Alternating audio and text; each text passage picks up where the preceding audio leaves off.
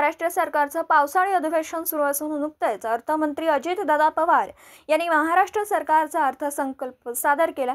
या अधिवेशनात शेतकऱ्यांसाठी, महिलांसाठी तसेच तरुण-तरुणींसाठी विशेष बाबी ठेवण्यात आल्या। इतकेच नव्हे तर मध्य प्रदेश राज्याच्या धर्तीवर महाराष्ट्रातही माझी लाडकी बहीण योजना राबवण्यात येते।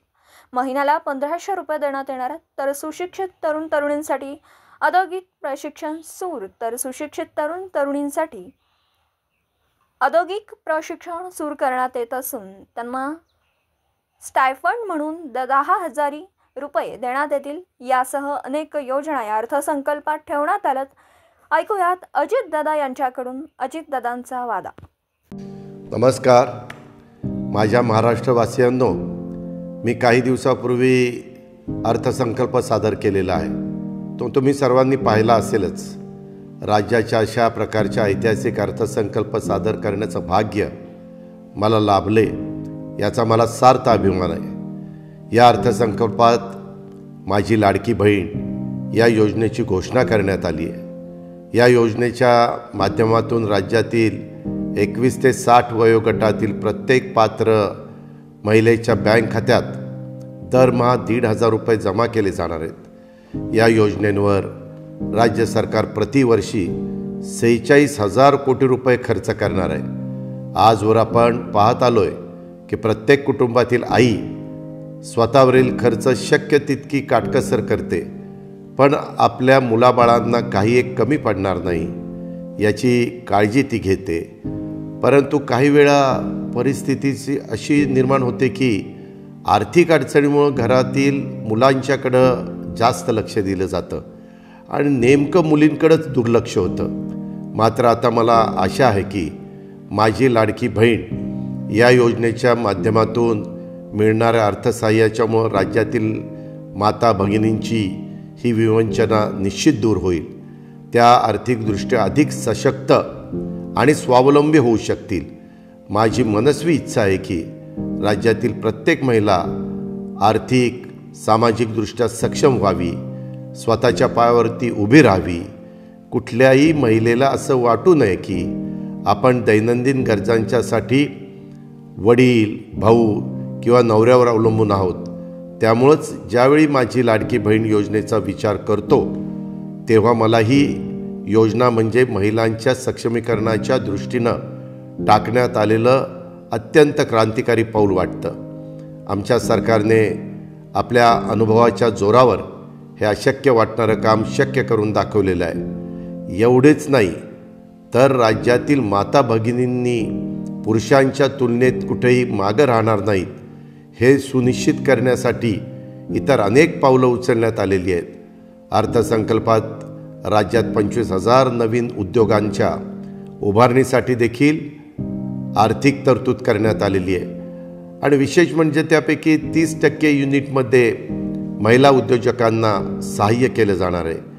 महिलांना पिंक ई-रिक्षा चालवण्यास सक्षम बनवलं जाणार आहे। शिवाय शाळा कॉलेजमध्ये शिकणाऱ्या मुलींना देखील मोफत शिक्षण दिलं जाणार आहे। आणखी एक महत्त्वाची योजना म्हणजे युवा कार्य प्रशिक्षण योजना आणि या योजनेच्या माध्यमातून आपल्या राज्यातील तरुण-तरुणींना औद्योगिक प्रशिक्षण आणि सोबतच 10,000 रुपयेपर्यंतचा स्टायपेंड दिला जाईल। महिला, तरुणींच्या सक्षमीकरणाच्या बरोबरीनं राज्याच्या आध्यात्मिक सांस्कृतिक परंपरा जपण्याचा आणि पुढे नेण्याचा शासनाचा प्रयत्न आहे। त्यासाठी आपल्या वारकरी बांधवांच्यासाठी मुख्यमंत्री वारकरी संप्रदाय महामंडळ स्थापन करण्यात येणार आहे। पंढरपूर वारीला जागतिक नामांकन मिळावं यासाठी देखील युनेस्कोकडे प्रस्ताव पाठवणे, वारीतल्या मुख्य पालख्यातील दिंड्यांना प्रतिदिंडी 20,000 रुपये देणं, असे अनेक महत्त्वाचे निर्णय आम्ही घेतलेले आहेत। राज्यातल्या वारकरी बांधवांच्या पाठीशी भक्कमपणे उभं राहणं आणि वारकरी संप्रदायाची परंपरा पुढच्या पिढीपर्यंत समर्थपणे नेणं यासाठी मी आणि आमचं राज्य शासन बांधील आहे। तुम्ही पाहिलं असेलच की अनेक नकारात्मक निगेटिव्ह लोक या अर्थसंकल्पावर अकारण टीका करत आहेत। त्यांच्याकडून अर्थसंकल्प वाईट असल्याचं सांगितलं जात आहे। काहींकडून तर या बजेटला लबाडाच्या घरचं अवतान आणि अजूनही बरीच नावं ठेवून हिणवलं जात आहे. मला फक्त इतकंच सांगायचं आहे की या लोकांच्यामध्ये आणि तुमच्या अजितदादामध्ये हाच फरक आहे की ते राजकारण करणार आहेत आणि तुमचा दादा काम करणार आहे. अजून एक गोष्ट मला तुम्हाला सांगायची आहे, ती म्हणजे राजकारणात आल्यापासून मी कोणताही पक्ष बदललेला नाही, पार्टी बदललेली नाही. अगदी पहिल्या दिवसापासून राज्याची जनता हाच माझा पक्ष राहिलेला आहे. मी पूर्वी जनतेचाच होतो, आजही जनतेचाच आहे. मी जे काही करतो त्यामध्ये जनतेच्या हिताचाच विचार करतो. राज्यातील जनतेच्या विकासाच्या चाकाला अधिक गती कशी देता येईल याचाच विचार माझ्या डोक्यात कायम सुरू असतो. राज्यातील जनतेच्या सर्वांगीण विकासाचं उद्दिष्ट समोर ठेवून त्याच विचारातून हा अर्थसंकल्प बनवण्यात आलेला आहे.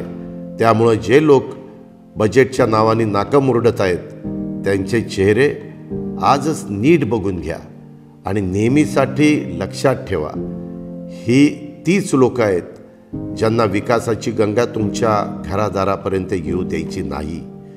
हीच ती लोक आहेत ज्यांना सरकारी योजनांच्या लाभापासून तुम्हाला दूर ठेवायचं आहे. मी अर्थसंकल्पात राज्यातील गोरगरीब कुटुंबांना वर्षभरात 3 गॅस सिलेंडर मोफत देण्याची घोषणा केली आहे. त्या बदल्यात मला शिव्या शाप मिळत आहेत. माझा दोष फक्त इतकाच की मी शेतकऱ्यांची दुःख आणि वेदना समजून घेतल्या आणि सरकारी योजनांच्या माध्यमातून त्यांच्या दुःखावर फुंकर घालण्याचा प्रयत्न केला. अर्थसंकल्पात आम्ही 44 लाख शेतकऱ्यांचं वीज बिल माफ केलं आहे.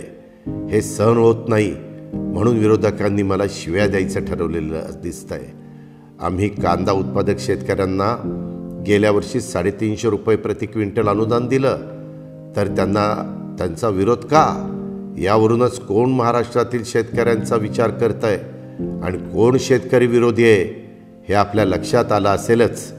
काही जण अर्थसंकल्पात शेतकऱ्यांच्यासाठी पुरेशा रकमेची तरतूद नसल्याची तक्रार करतायत. मी जेव्हा अर्थसंकल्प सादर करत होतो त्यावेळेस बहुतेक ही लोक झोपलेले असावेत. आम्ही दूध उत्पादकांच्यासाठी प्रति लिटर 5 रुपये अनुदान जाहीर केलं आणि या लोकांना त्यांची खबरबात देखील नाही. आम्ही कापूस आणि सोयाबीन उत्पादक शेतकऱ्यांच्यासाठी हेक्टरी 5,000 रुपये बोनस जाहीर केला. धान उत्पादक शेतकऱ्यांच्यासाठी हेक्टरी 20,000 रुपयाचा बोनस त्या ठिकाणी दिला जातोय. इतकं सगळं करून देखील हे लोक आम्ही काहीच केलं नसल्याची बोंबा मारतायत. त्यात तथ्य नाही. अर्थसंकल्प ग्रामीण भागावर विशेष लक्ष देणारा आहे, पण माझ्या विरोधकांना त्यांचं काय राज्याच्या विकासाशी ह्यांचं काही देणं घेणं नाही आहे. त्यांना फक्त राजकारण करायचं आहे. गावगाड्यातील रस्त्यांच्या बांधकामासाठी दुरुस्तीसाठी आम्ही 7,600 कोटी रुपयांचा निधी दिला, पण त्यांच्या पोटात दुखायला लागले. गावखेड्यातला माणूस लवकर शहरातनं पोचून तिथलं काम आटपून रात्री जेवणासाठी घरी परत यावा याची व्यवस्था आम्ही करतोय आणि विरोधकांच्या पोटात गळा यायला लागल्यात. येणाऱ्या विधानसभा निवडणुकीसाठी आमचा एकच मुद्दा आहे, तो म्हणजे विकास. विरोधकांच्याकडून तुम्हाला वेगवेगळ्या पद्धतीनं फूस लावण्याचा प्रयत्न केला जाईल, पण तुम्ही मात्र अशा प्रकारच्या घाणेरड्या राजकारणाला अडकू नका. तुम्ही फक्त याकडं लक्ष असू द्या की तुमच्या दारामध्ये विकासाची गंगा कोण घेऊन आलंय, विकासाच्या मुद्द्यावर कोण बोलतंय आणि तुमची कामं कोण करतंय, कुणाचा ट्रॅक रेकॉर्ड आहे काम करण्याचा, काम करून घेण्याचा आणि काम करून दाखवण्याचा. हे लक्षात घ्या.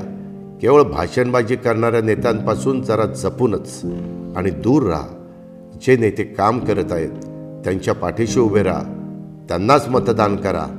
तुम्हाला आठवत असेल की 2014 साली मी शेतकऱ्यांच्यासाठी कृषी संजीवनी योजना सुरू केली होती. त्यामुळे शेतकऱ्यांचं वीज बिल कमी झालं.